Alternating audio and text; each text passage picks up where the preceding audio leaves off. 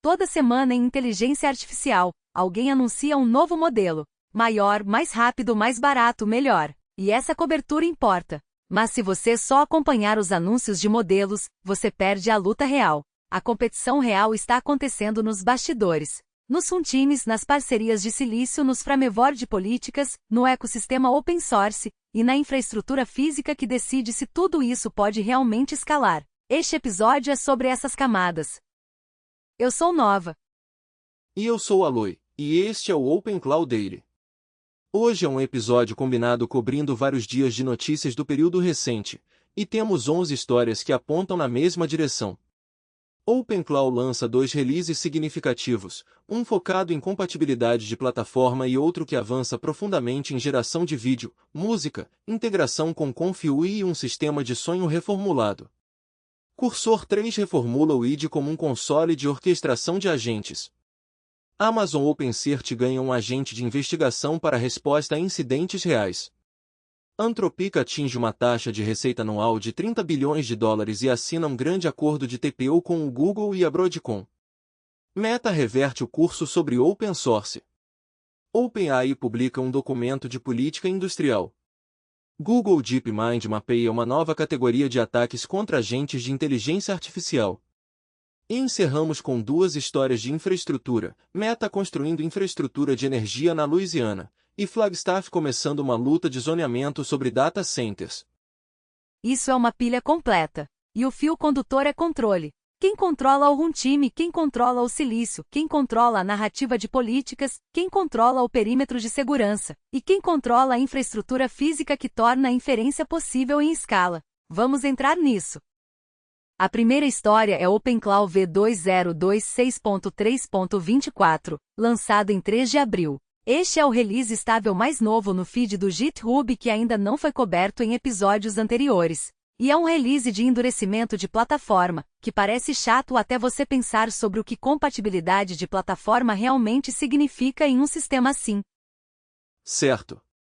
Muita da cobertura que vemos foca em features, novas ferramentas, novas capacidades. Mas a camada chata é a camada de compatibilidade, e ela está se tornando estratégica. Este release fortalece a compatibilidade com a API da OpenAI, especificamente os endpoints V1 Models e V1 Embeddings. Também melhora a superfície de ferramentas em tempo real. O Endpoint Tools agora reflete o que está realmente disponível em vez de uma declaração estática. O que parece menor mas importa enormemente para desenvolvedores construindo contra este sistema. Se sua superfície de ferramentas não corresponde ao que o runtime realmente expõe, você obtém falhas silenciosas. Você obtém agentes que acham que têm capacidades que não têm. Você obtém quebra de integração que não se anuncia até a produção. E aprofunda a maturidade do canal e runtime através de uma migração oficial do Teams SDK. Isso não é apenas uma porta. É um sinal sobre para onde a plataforma está indo empresarialmente. E inclui correções de qualidade operacional em todo o sistema. Então a manchete não é emocionante. Mas a implicação é que a ergonomia de integração agora é boa o suficiente para que laboratórios e empresas possam construir cargas de trabalho reais nisso sem lutar contra a camada de plataforma constantemente.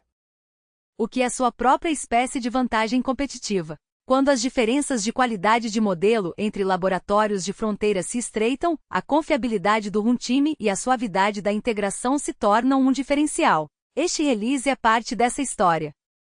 A segunda história é OpenCloud V2026.4.5, lançado em 6 de abril. Este é um release de features landmark, e é denso. Então deixe-me percorrer as principais adições com cuidado. Ferramentas nativas Video Generate e Music Generate embarcam nativamente. Para vídeo, os provedores incluídos são Shai com Grok Imagine Video, Alibaba Van e Runway. Para música, é Google Lyria e Minimax. Essa é uma pilha de mídia real sem exigir configuração de ferramenta externa. Isso é significativo. Anteriormente, gerar vídeo ou música exigia ferramentas externas ou integrações separadas. Agora é parte da superfície de ferramentas Core. E a lista de provedores não é um conjunto de brincadeira. Esses são modelos de nível de produção. Um novo plugin de Workflow ConfIO traz ConfIO local e ConfCloud para a pilha de mídia. Suporta a injeção de prompt e recuperação de saída ao vivo. Então o pipeline de geração de imagens se torna programável de uma forma que vai além do que uma interface de prompt único te dá. Para pessoas que conhecem Confluent, esta é uma integração nativa de workflow. Você pode pipear saídas, encadear nodes, construir pipelines. E para pessoas que não conhecem Confluent, pensem nisso como um ambiente de programação visual para geração de imagens. Ter isso dentro do runtime do OpenClaw é uma expansão significativa do que é possível sem sair da plataforma.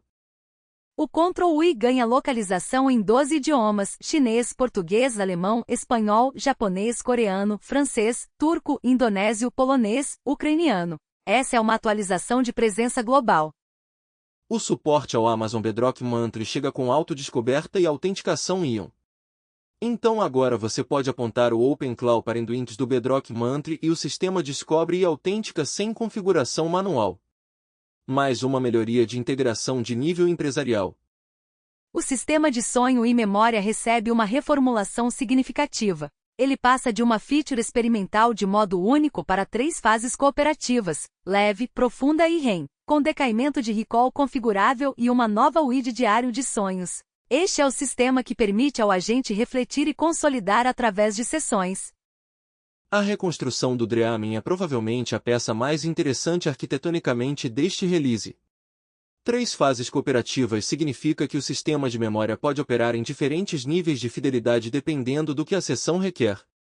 Decaimento de recall configurável significa que você pode ajustar quão agressivamente o sistema esquece versus lembra. E a UI do diário de sonhos te dá visibilidade sobre o que o sistema está realmente retendo. Isso é um passo real em direção à memória agentic persistente como uma feature de plataforma de primeira classe. O cache de prompt recebe uma reformulação significativa. O sistema agora faz fingerprints de prompt de sistema normalizados, inventários de ferramentas em band desduplicados e diagnósticos de quebra de cache. Essas são todas melhorias under the hood que reduzem computação redundante entre sessões. E a integração do Cloud CLI é endurecida via uma ponte MCP de loopback. Dúzias de correções de segurança completam o release. Então, através de vídeo, música, workflows de imagem, internacionalização, integração em nuvem, memória e segurança, este é o release mais denso em features que vimos em algum tempo. OpenClaw está avançando bem além de só inteligência artificial pessoal para uma plataforma completa de agente multimídia. A terceira história é Cursor 3. A equipe do Cursor introduziu uma janela de agentes que permite desenvolvedores executarem muitos agentes em paralelo através de repositórios locais, ambientes em nuvem, workretes e alvos SSH remotos. O posicionamento do produto muda do que eles chamam de um programador para inteligência artificial para um console de orquestração de agentes. E essa é uma reformulação significativa. Programação em par é um humano com inteligência artificial, trabalhando no mesmo contexto. Orquestração de agentes é um humano supervisionando muitos agentes operando em paralelo através de diferentes ambientes simultaneamente. Esses são modelos mentais diferentes e fluxos de trabalho diferentes. Os loops de feedback do modo design e os fluxos de trabalho de multi-chat tab são a camada de interface dessa mudança. Em vez de uma única thread de conversa, você tem múltiplos contextos de agente executando concorrentemente, cada um potencialmente lidando com uma parte diferente de uma base de código ou um ambiente diferente. Para desenvolvedores experientes, isso mapeia como grandes equipes de engenharia já trabalham. Você tem pessoas diferentes ou em diferentes partes de um sistema. Agora você pode ter agentes diferentes fazendo o mesmo. O desenvolvedor se torna um supervisor e integrador em vez de um autor primário. A pergunta interessante é se isso é o começo do plano de controle pós-id. IDS tradicionais são organizados em torno de arquivos, buffers e sistemas de build. Um ID nativo para agentes é organizado em torno de tarefas, agentes e resultados. Esses são princípios organizacionais diferentes, e eles levam a designs de interface muito diferentes. O mercado de ID tem sido notavelmente estável por 20 anos. Emacs, Vim, depois Visual Studio Code, e talvez JetBrains. Cada transição foi conduzida por um novo paradigma, interfaces gráficas, depois servidores de linguagem, depois assistência e inteligência artificial. Cursor 3 está argumentando que a próxima transição é orquestração de agentes, e o ID que vencer essa transição vai possuir a experiência do desenvolvedor pela próxima década. Quer o cursor V nessa transição ou alguém else? A direção parece clara. Codificação está cada vez mais se tornando supervisão de agentes. A habilidade que importa é saber como direcionar, avaliar e integrar em vez de como autor linha por linha. A quarta história é o Amazon OpenSearch Service adicionando features de observabilidade agentic. A Amazon introduziu um assistente contexto AVAR, um agente de investigação e memória que persiste contexto através de seções e páginas dentro da UI do OpenSearch. A peça destaque é o agente de investigação. Ele usa um modelo de planejamento iterativo projetado para análise de causa raiz de múltiplas etapas. Em vez de uma query única que retorna um resultado, ele executa um ciclo de planejar, executar, refletir. Ele forma uma hipótese, coleta evidências, avalia se as evidências suportam a hipótese, e ou conclui ou forma uma nova hipótese. Isso é análise de causa raiz como um fluxo de trabalho agentic de primeira classe em vez de um loop de query conduzido por humanos. Em um setup de observabilidade tradicional, um engenheiro humano forma uma hipótese, escreve uma query, interpreta o resultado, forma uma nova hipótese, escreve outra query. O agente de investigação faz esse ciclo automaticamente, com um raciocínio rastreável em cada etapa. A memória persistente entre seções e páginas significa que o agente pode manter contexto enquanto você navega através de diferentes partes da superfície de observabilidade. Você não tem que reexplicar um incidente cada vez que troca de abas ou volta a uma página. Para equipes SRE, isso é uma mudança significativa. O stack de habilidades para a resposta a incidentes sempre foi parte conhecimento técnico, parte conhecimento institucional sobre como sistemas interagem, e parte reconhecimento de padrões de incidentes passados. Um agente com memória persistente e planejamento iterativo começa a codificar parte desse conhecimento institucional e reconhecimento de padrões na própria ferramenta.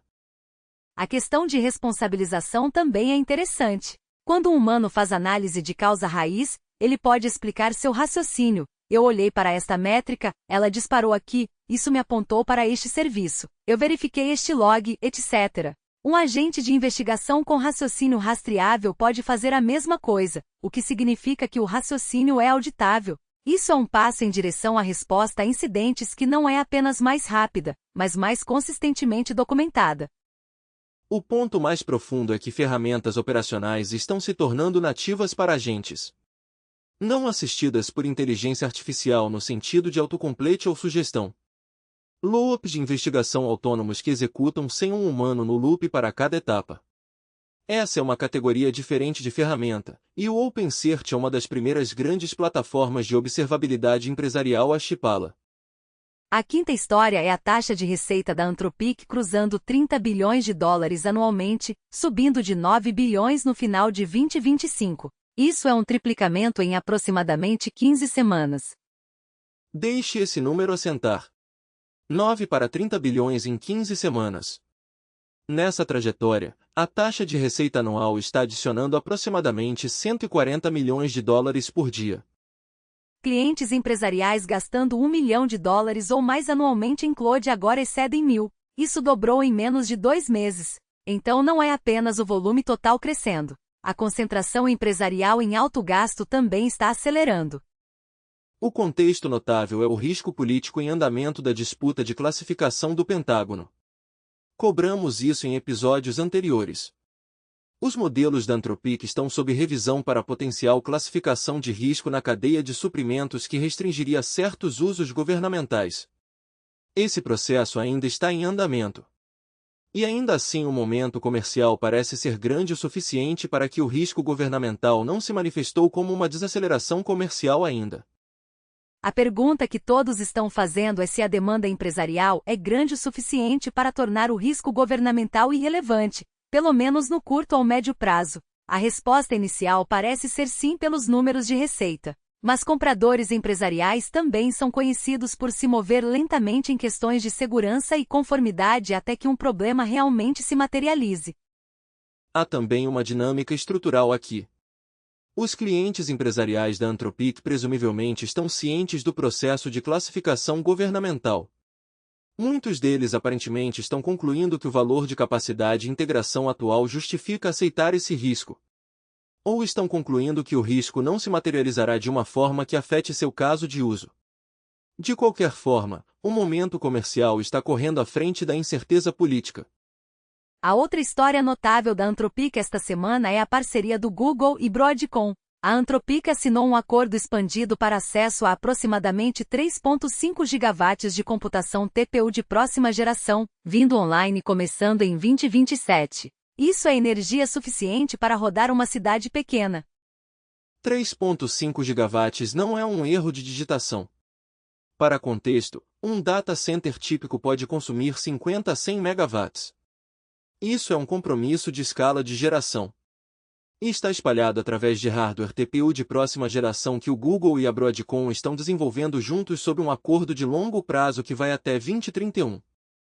O acordo estende o relacionamento existente de TPU do Google Cloud da Anthropic e adiciona diversidade de hardware. A Anthropic agora está rodando modelos através de AWS Trainium, GPUs NVIDIA e TPUs do Google simultaneamente. Isso não é trivial. Gerenciar inferência através de 3 arquiteturas de silício diferentes com características de desempenho diferentes, larguras de banda de memória diferentes e estruturas de custo diferentes é um desafio de engenharia significativo. Mas faz rede contra pontos únicos de falha de silício e dá à Anthropic flexibilidade para rodar diferentes tamanhos de modelo ou diferentes tarefas de inferência na arquitetura que é mais econômica para aquela carga de trabalho. Também sinaliza que laboratórios de inteligência artificial de fronteira agora são tão definidos por suas parcerias de silício quanto por sua arquitetura de modelo.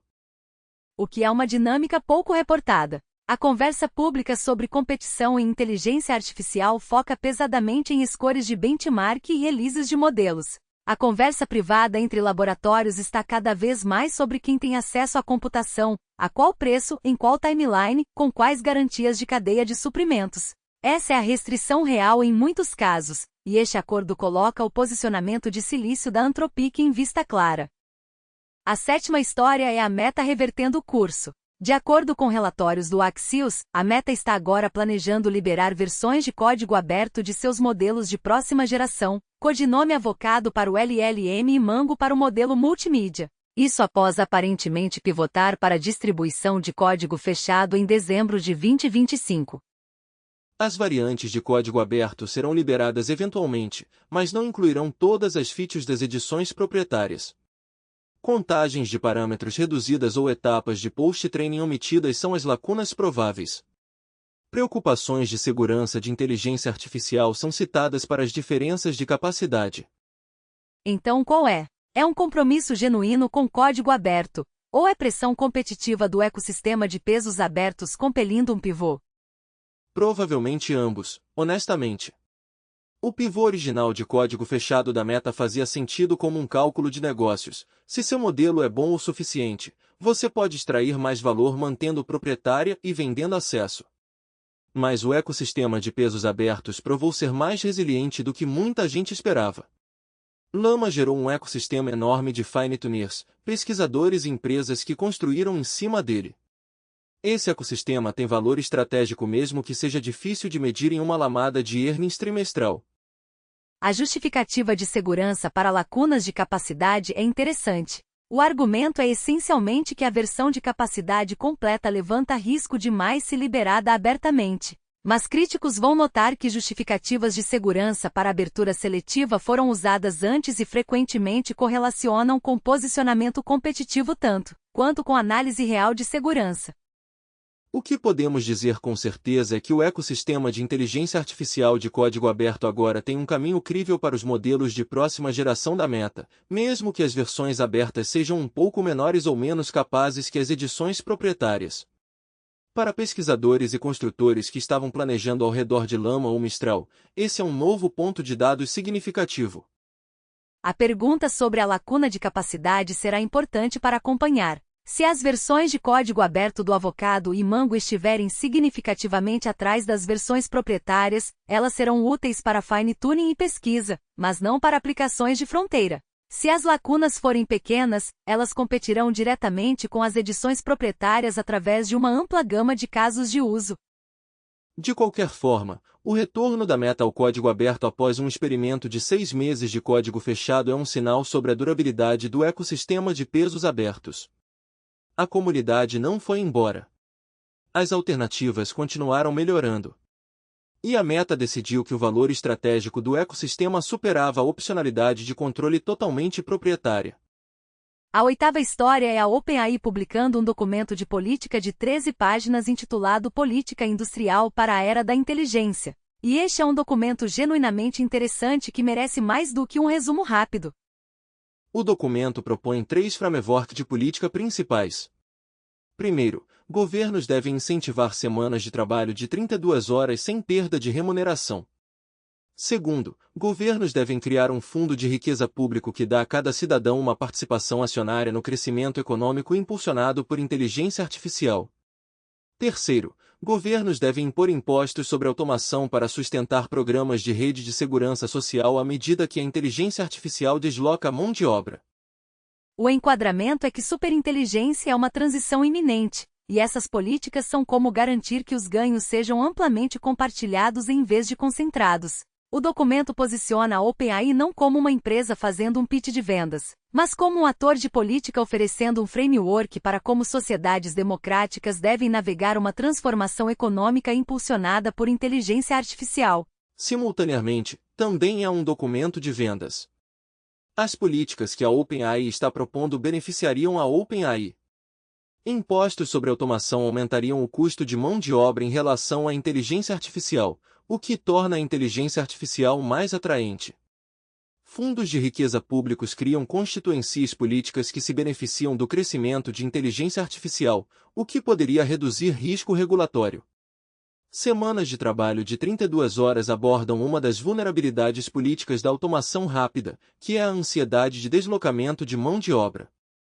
A coisa interessante é que essas propostas não são obviamente erradas. O argumento de que ganhos de produtividade impulsionados por inteligência artificial devem ser mais amplamente distribuídos é uma questão legítima de política pública. A questão de como financiar redes de segurança social à medida que o mercado de trabalho muda é um desafio real de política pública. A OpenAI merece algum crédito por se engajar com a economia política da inteligência artificial em vez de apenas pedir permissão para construir. A ideia de fundo de riqueza público é a mais inovadora. O conceito é que todo cidadão recebe uma participação na economia de inteligência artificial, talvez através de fundos de investimento governamentais que detêm ações em empresas de inteligência artificial ou receitas geradas por inteligência artificial. Ecoa o Fundo Permanente do Alasca, que distribui receitas de petróleo aos residentes. A analogia é provocativa e os detalhes de implementação são inteiramente não especificados, o que é típico para este tipo de documento de framework. A proposta de semana de trabalho de 32 horas é a que receberá mais atenção. O documento argumenta que ganhos de produtividade da inteligência artificial devem se traduzir em ganhos de lazer em vez de apenas ganhos de renda para aqueles que permanecem empregados. É uma resposta direta à ansiedade política sobre inteligência artificial tirando empregos. O que importa para nossos propósitos é que a OpenAI está jogando um jogo mais longo aqui do que uma empresa de modelos. Eles estão investindo na narrativa política. Eles estão tentando moldar os termos do debate sobre governança de inteligência artificial antes que o debate se torne uma crise regulatória. Esse é um movimento estratégico sofisticado, e vale a pena observar se outros laboratórios seguem o mesmo caminho. A história 9 é a realidade soberana do episódio. Pesquisadores do Google DeepMind publicaram um framework identificando 6 categorias do que eles estão chamando de armadilhas de agentes de inteligência artificial. Esses são ataques que manipulam agentes autônomos através de conteúdo malicioso da web. E as taxas de sucesso são impressionantes. A injeção de prompt teve sucesso em 86% dos cenários testados. O sequestro de subagentes teve sucesso em 58 a 90% dependendo da configuração. A exfiltração de dados teve sucesso em 80%. Essas não são vulnerabilidades de casos extremos. Esses são caminhos de ataque de alta frequência e alta taxa de sucesso. A central é que os agentes interpretam o conteúdo web programaticamente, não visualmente. Um humano olhando para uma página web vê texto renderizado, imagens e layout. Um agente vê HTML, CSS, JavaScript e metadados. Instruções podem ser incorporadas de formas completamente invisíveis aos olhos humanos, mas totalmente processadas pelos agentes. Pense nisso como placas de trânsito adulteradas para veículos autônomos. Um humano vê uma placa de parada. Um sistema de visão computacional vê um arranjo específico de pixels vermelhos. Se você manipular os pixels corretamente, pode fazer o sistema ver uma placa de limite de velocidade. A manipulação é invisível para o motorista. O ataque funciona inteiramente através da via de percepção. As 6 categorias no framework são injeção de conteúdo, manipulação semântica, envenenamento de estado cognitivo, controle comportamental, falhas sistêmicas de multiagentes e sequestro com humano no circuito. Deixe-me passar por cada uma brevemente. A injeção de conteúdo é o clássico ataque de injeção de prompt. Instruções maliciosas são incorporadas em conteúdo web que o agente processa como parte de uma tarefa. O agente segue as instruções injetadas como se fizessem parte do prompt original da tarefa. A manipulação semântica explora a lacuna entre como os humanos analisam conteúdo e como os modelos de linguagem analisam. Um humano vê uma tabela formatada com uma conclusão clara. Um agente processa os tokens brutos e pode extrair um significado diferente, controlado pelo atacante.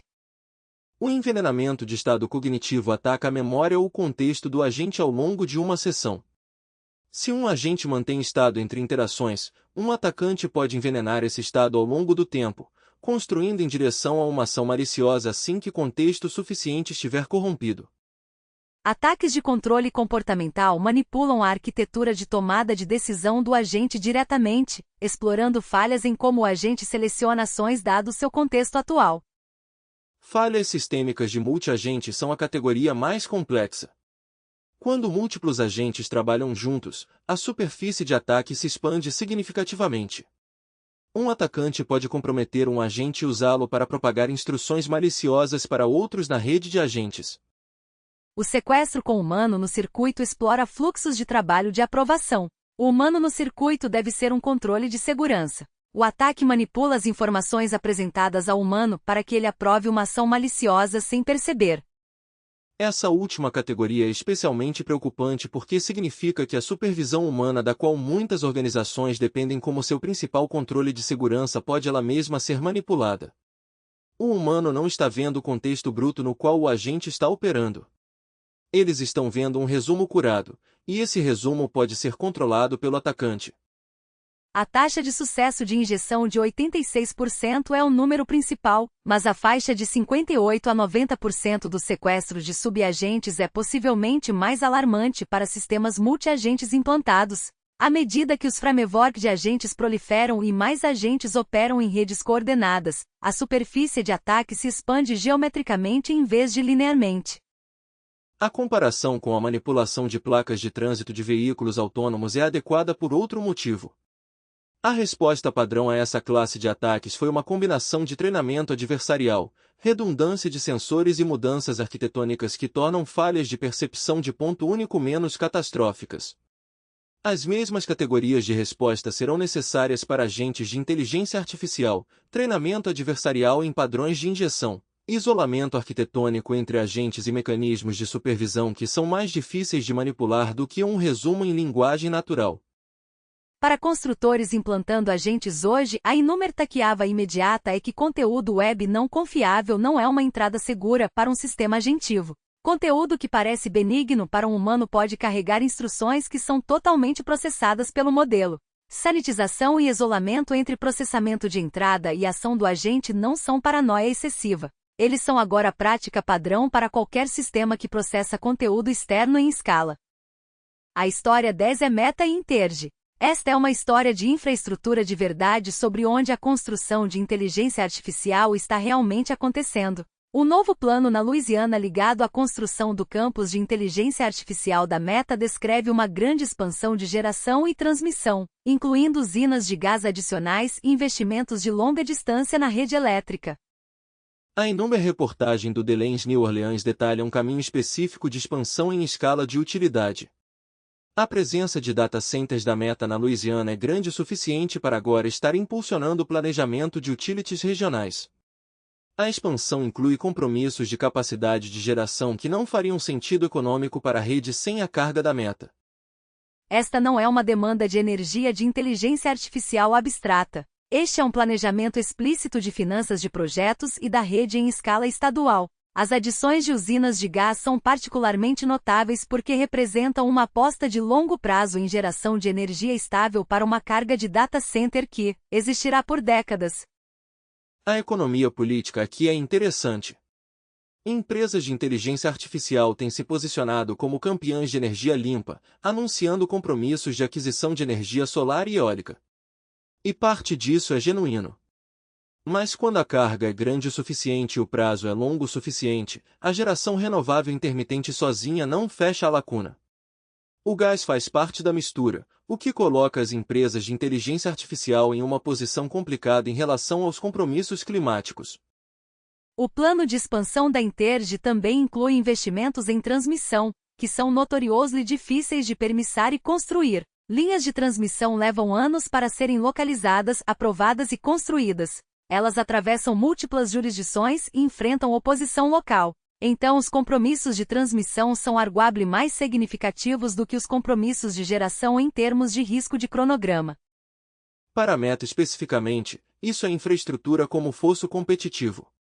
Um compromisso de energia em escala de utilidade ligado a um local específico de data center não é facilmente replicável por um concorrente que tenta construir na mesma região 2 ou 3 anos depois.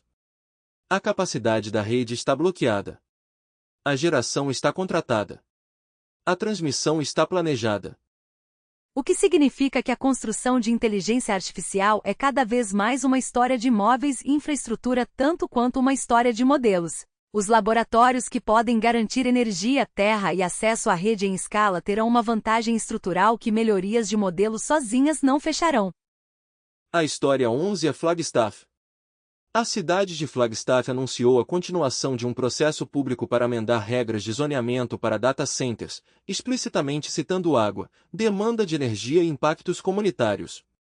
Este é o governo local fazendo o que o governo local faz, que é equilibrar desenvolvimento contra custos comunitários. Mas estrategicamente isso é importante. Flagstaff não é Chicago ou Los Angeles. É uma cidade de médio porte no Arizona com caráter de cidade universitária, significativa consciência ambiental e um relacionamento existente com operadores de data centers de construções anteriores. O fato de que o Conselho Municipal está fazendo uma pausa deliberada para reavaliar as regras significa que a camada de permissagem e governança municipal está se tornando um gargalo real para a infraestrutura em escala de inteligência artificial. As preocupações específicas são consumo de água para refrigeração, demanda de energia na rede local e os impactos comunitários mais amplos de grandes construções comerciais em áreas zoneadas para outros usos. Essas não são preocupações novas. Mas a escala na qual data centers de inteligência artificial estão agora propostos os torna novos em magnitude. Se uma cidade de médio porte como Flagstaff pode retardar ou reformular um projeto majeur de data center, isso tem implicações para o cronograma de construção de inteligência artificial mais amplo. Cada cidade que abre um processo de zoneamento é um gargalo potencial. E data centers não são como fábricas do século XX que podiam ser localizados em zonas industriais longe dos centros populacionais. Eles precisam de infraestrutura de energia, o que frequentemente significa proximidade com nós de rede existentes, o que frequentemente significa proximidade com comunidades existentes. O ponto mais profundo é que a velocidade de implantação de inteligência artificial agora depende de conselhos municipais tanto quanto de laboratórios de modelos. Um laboratório Frontier pode lançar um modelo numa sexta-feira. O data center que executa inferência em escala ainda precisa ser localizado, permissado, construído e conectado à rede. Esses processos do mundo físico não se comprimem no mesmo cronograma que o software.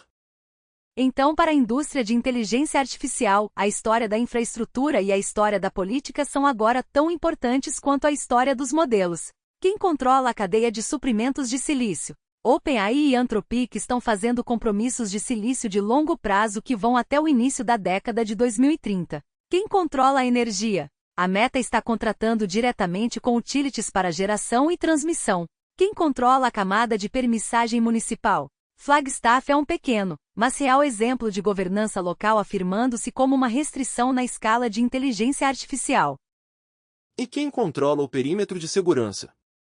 O artigo sobre armadilhas de agentes do Google DeepMind é um lembrete de que a inteligência artificial agentiva implantada em escala introduz uma superfície de ataque inteiramente nova que a comunidade de segurança está apenas começando a entender. Taxas de sucesso de injeção de 86% não são um problema teórico. São uma realidade operacional que toda equipe implantando agentes precisa levar a sério. 11 histórias, múltiplos dias, um fio condutor. A corrida de inteligência artificial está mudando de lançamentos brutos de modelos para quem controla as camadas embaixo. O runtime de agentes, a cadeia de suprimentos de silício, a narrativa política, o perímetro de segurança, o ecossistema de código aberto e a infraestrutura física. Essa é a pilha embaixo. E é lá que a competição real está acontecendo. Esse é nosso episódio. Links para tudo o que discutimos estão nas notas do programa. Nos vemos na próxima vez.